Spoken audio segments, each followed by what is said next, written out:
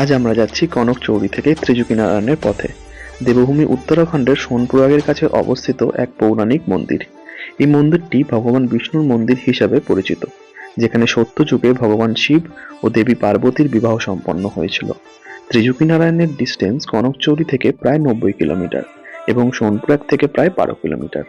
তো চলুন আর বেশি দেরি না করে আমাদের উত্তরাখণ্ডের 4th এপিসোডের জার্নি শুরু করা যাক। তবে সবার আগে আমি সৌরভ, আপনাদের হোস্ট, সবাইকে জানাই ওয়েলকাম টু মাই চ্যানেল। তো এর আগের পর্বে আপনারা দেখেছেন কার্তিক স্বামী ট্রেক কমপ্লিট করে আমাদের বেরোতে বেরোতে প্রায় 12:40 বেজে গেছিল। তো রাস্তায় যাতে আর না দাঁড়াতে হয় তাই আমরা কনকচৌরি থেকেই ভোজন পর্বটি শেষ করে বেরিয়েছিলাম।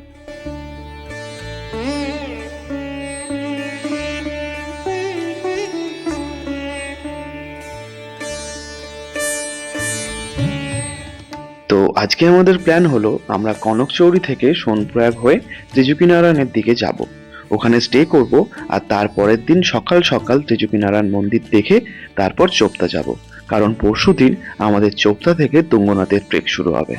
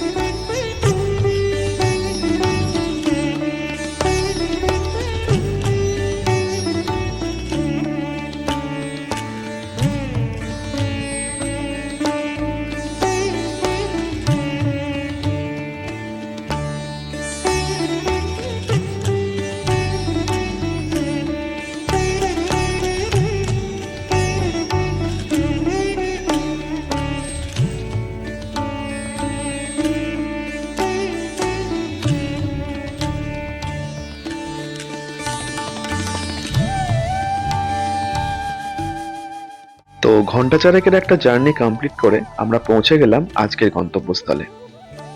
আর এই ছিল আমাদের আজকের রুম। আমরা দুটো ট্রিপল বেডের রুম নিয়েছিলাম। এই রুমের ডিটেলস আর প্রাইস আমি এই ভিডিও শেষে আপনাদের জানিয়ে দেবো।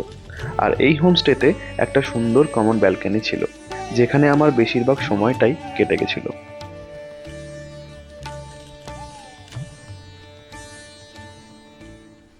গুড ইভিনিং বন্ধুরা, আমরা এই জাস্ট হোটেলে পৌঁছালাম।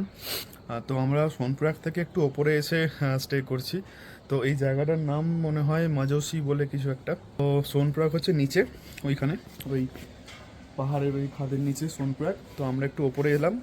তো তোমরা তো দেখলে এই হোটেলটা কীরকম, বেশ ভালো। আর সামনে এই পুরোটা একটা কমন ব্যালকনি দিয়েছে, আর এই ব্যালকনি থেকে এই ভিউ, আমার বেশ ভিউটা ভালো লাগছে। সন্ধেবেলা এখানে বসে থাকতে খুব ভালো লাগবে। উল্টো দিকে পুরো পাহাড় আর দূরে পিক দেখা যাবে। তো চলো একটু ফ্রেশ হয়ে নিই।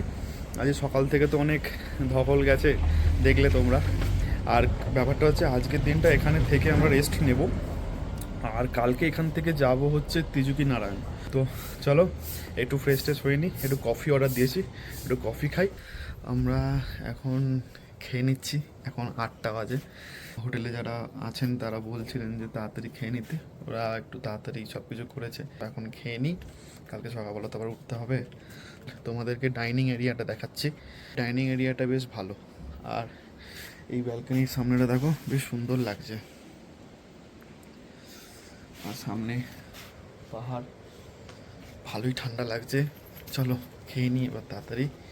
এদিকে হলো ডিনার করার জায়গা, বেশ সুন্দর জায়গাটা। চলো, এখানেও একটা ব্যালকনি দিয়েছে, বেশ সুন্দর লাগছে। এই যে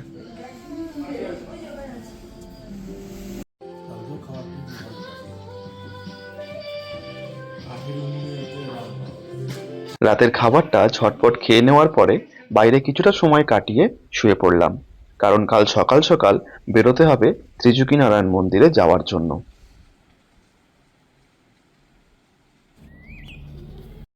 গুড মর্নিং বন্ধুরা, এখন বাজে হচ্ছে 7টা। তো আমরা এখান থেকে এখন বেরোচ্ছি হচ্ছে ত্রিযুগী নারায়ণের দিকে। তো এখান থেকে ত্রিযুগী নারায়ণ মোটামুটি 3-4 কিলোমিটার, বেশিক্ষণের নয়। ওখান থেকে দর্শন করে আসি, তারপরে ওখান থেকে ফেরার পরে ঠিক করব যে চোপতার দিকে যাব। তো ঠিক করব যে চোপতা যাওয়ার পথে দেউরিয়া তাল দেখবো কিনা, সময় হবে কিনা। তো চলো, যা হবে সেটা তোমাদেরকে শেয়ার করছি। আর দেখো সকাল সকাল ভিউটা দেখো একবার। আর একটা ব্যাপার হচ্ছে, ওই সামনের যে পাহাড়টা, ওইটা কোণেরটা ওইখানে, ওটা হচ্ছে কেদারনাথের পাহাড়। আর এখান দিয়ে মানে কিছুক্ষণ অন্তর অন্তরই হেলিকপ্টার যাচ্ছে। তো ওইটা হচ্ছে কেদারনাথের পাহাড়, আর সামনেই কেদারনাথ, বেশিক্ষণ দূর নয়। তো চলো, এখন বেশি দেরি না করে তাড়াতাড়ি যাওয়া যাক।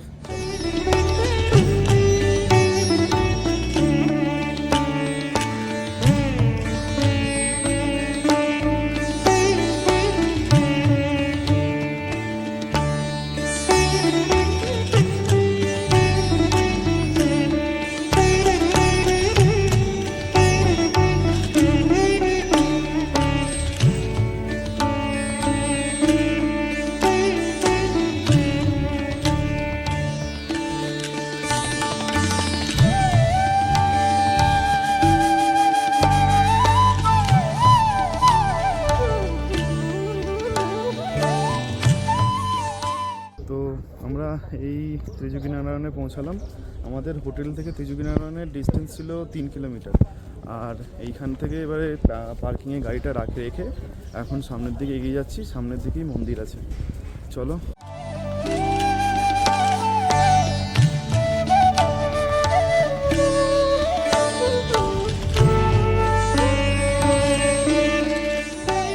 তো এখানে লেখা আছে, তোমরা দেখতে পারো, এই শ্রী ত্রিযুগী নারায়ণ মন্দির 50 মিটার, গৌরী গুফা 1.5 কিলোমিটার, আর ভিউ পয়েন্ট 100 মিটার। তো আর একটা তোষি বলে জায়গা যেটা, সেটা 5 কিলোমিটার। এই সামনে তোমরা দোকান পেয়ে যাবে পুজো দেওয়ার জন্য, এখানে সব সামগ্রী পেয়ে যাবে, তো তোমরা নিয়ে নিতে পারো।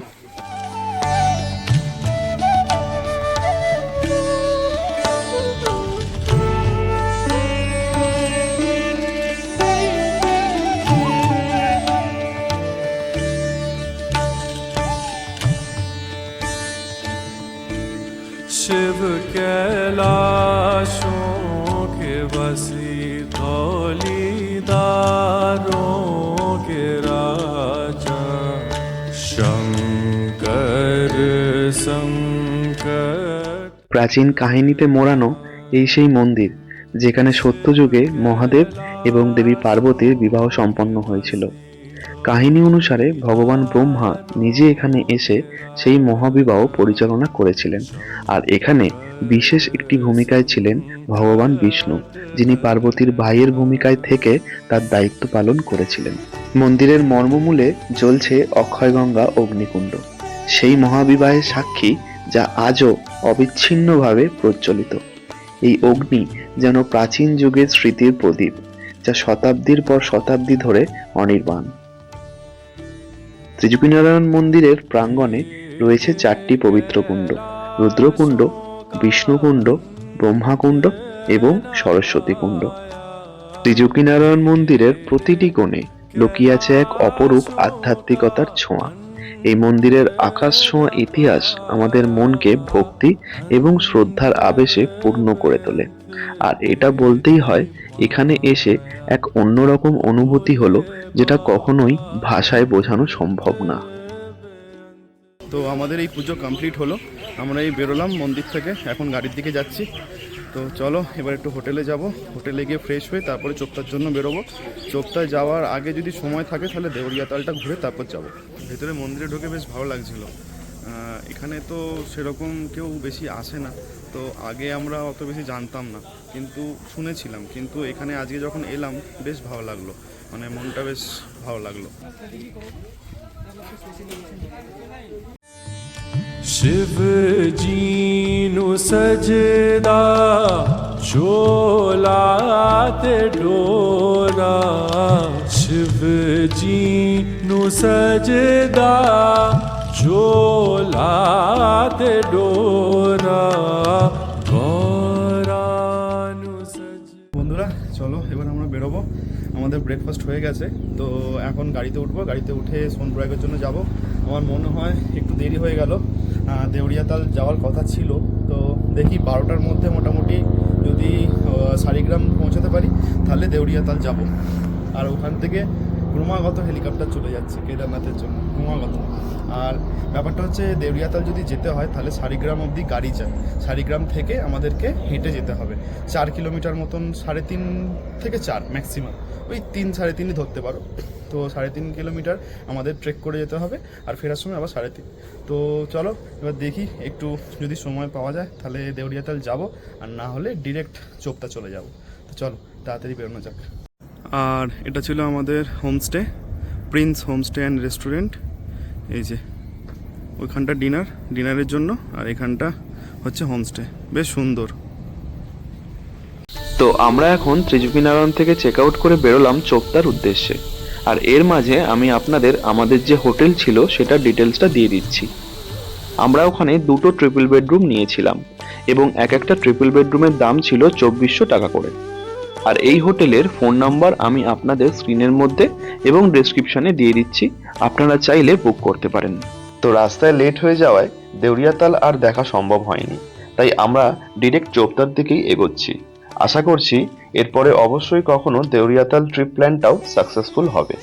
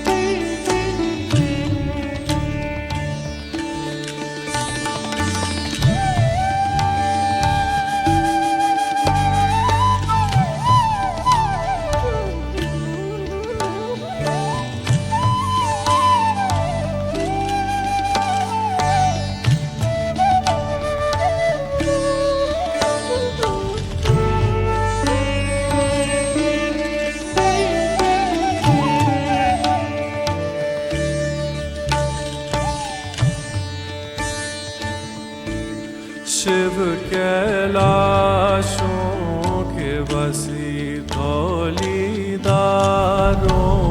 के राजा, शंकर संकट हरणा। शिव कैलाशों के बसी धौलीदारों के राजा, शंकर संकट हरणा।